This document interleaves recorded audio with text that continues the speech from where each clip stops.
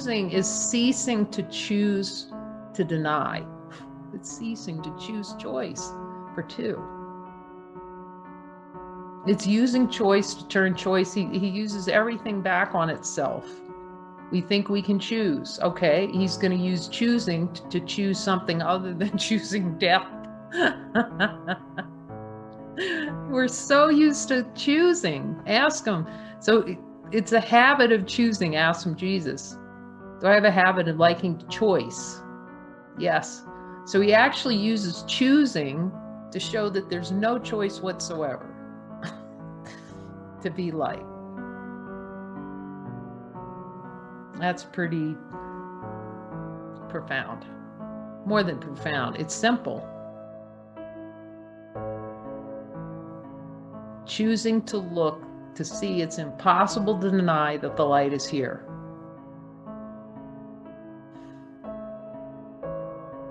But because consciousness is a choice manufacturing plant, we're so used to choice, and we're so used to thoughts. This is just you see the deepening, miraculous nature of A Course in Miracles, because he knows we're addicted to thought. So he doesn't say stop thoughts. Like a lot of traditions try to get you, okay, I'm going to meditate, and the thoughts, no, they're not going to go away, because the thought manufacturing plant is still... You're gonna sweat bullets so you can try to stop thoughts? No, because it's a desire for the experience. So he's just showing us, he's weaning us off. He has to wean us off of thought using higher order thoughts, the thoughts of God. Look at these thoughts. These thoughts are going to remind you of straight up. They're going to remind you that you're choosing the deep down dive into pretend like you're dead.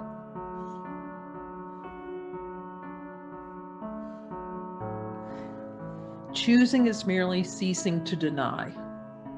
I love that, ceasing to deny-ment. That is so cool. We're not calling it enlightenment anymore. We're calling it cease-to-deny-ment. So, it just makes it so clear what the function is here.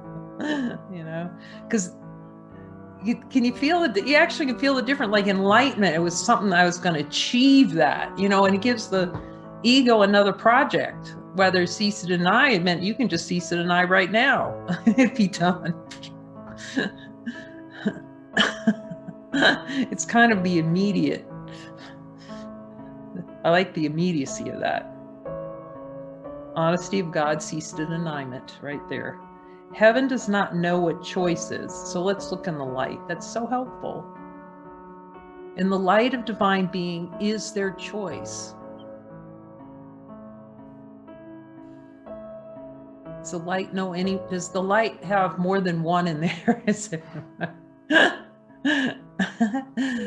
It doesn't, light doesn't have choice. We're so out of touch with the light. Like Mooji says, he would say that you do not know what you discovered. And now I see, darn right we don't. Because it's like a little drive-by, you know. Oh, okay, that's a little light. Okay, great. On to the next. And furthermore,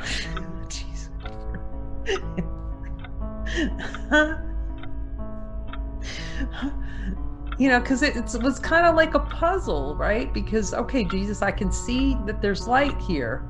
So where's the supreme happiness that goes with light? Because light and supreme happiness are other. Well, it's that big fat whole hellacious hill of denials that we're pushing. So even though we can see the light, because we can never fully obscure the light from awareness, it's impossible. Because the light's always here, like we said. Like Joker. You can run, you can open the refrigerator, but every time you look, you'll see light is here. Because it's impossible to fully obscure.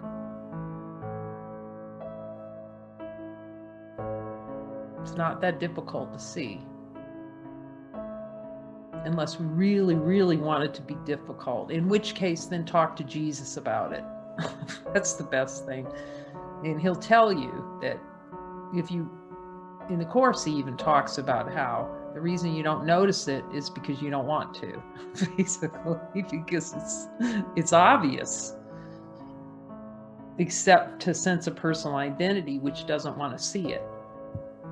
So it lets a little bit of light in. Okay, that's a good parlor trick. I can see that there's something infinite here. But the whole gig of going, okay, I'm that, like you'll see, that's a big no. The ego's all the reasons why we just can't be light right now. Oh. Heaven does not know what choice is. So let's ask Jesus. It's good to check in with the light, do the light check. So helpful.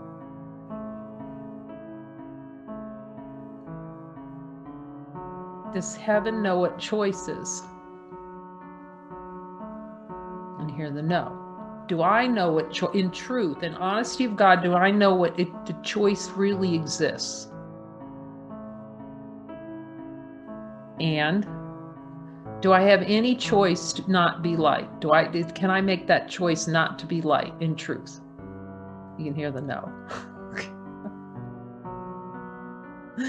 It's impossible, no way, not happening. There's no choice to be divine.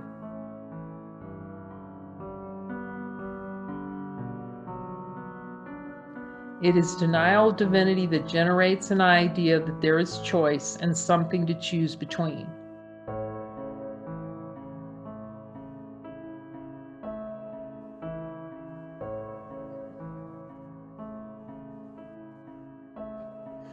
Do I relish choice, Jesus?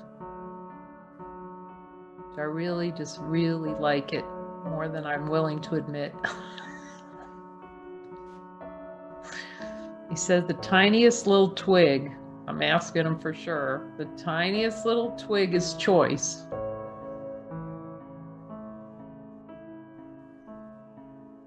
That's a choice being made. The slightest little tension is a choice. He said, yeah.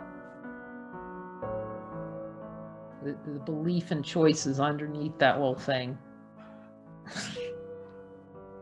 And choice is the death wish. Ask him, Jesus, is the choice the death wish? Yes, because choice is a denial of infinite light. Ask him, is choice a denial of light?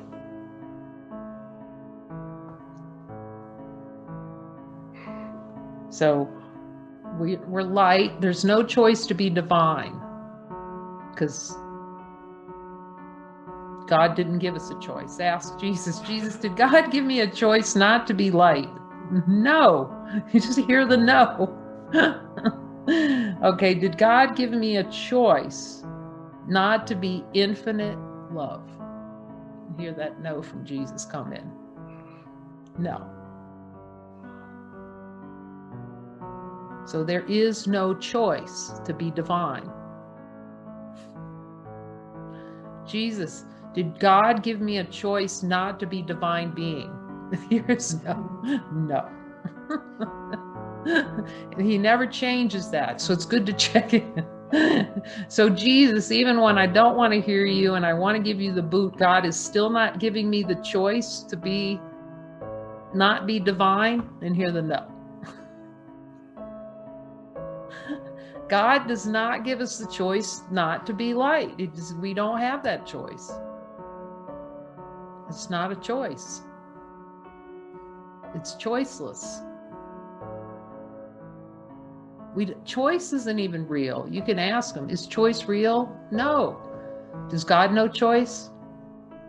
No. So choice is a play. It's the hell game, actually. Duality. I want more than one. It's more than duality. It's fragmented consciousness into a billion. But it's a good place to start, with two, and just seeing how it goes like that. And then you got all these little fractions that we like dancing in the fractions. That's dancing with the devil and insisting they're real. There's no choice to be divine. It is denial of divinity. So now we're really clear. There's no choice to be divine. Is there truly a choice not to be happy? Now hear what he says. Is there a choice not to be happy? No. We're happiness itself. And you can ask them, so is happiness synonymous, the same as light? Is supreme happiness the same as light? So you can hear him, yes. So it's all this stuff that floats in the debris field of consciousness. We're just swimming through it. Get me out of here. We're fighting Jesus for the debris field. And go, ow, ow, oh, this hurt, ow. I don't know what's wrong. The consciousness likes it. It wants it to get hit by the debris field of God. But until we see that, we just can't step out of it and go, okay, Jesus, you gotta show me which way to swim to get out. Leave this behind.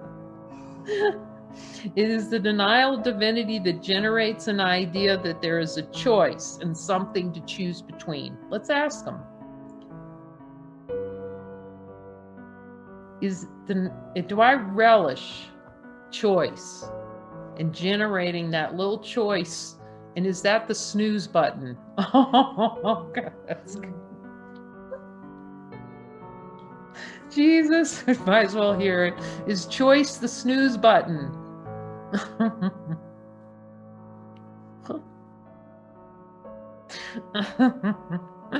Oh. Because then you get to see, I want to snooze, Jesus. I want to. I want to snooze, Jesus. I want to.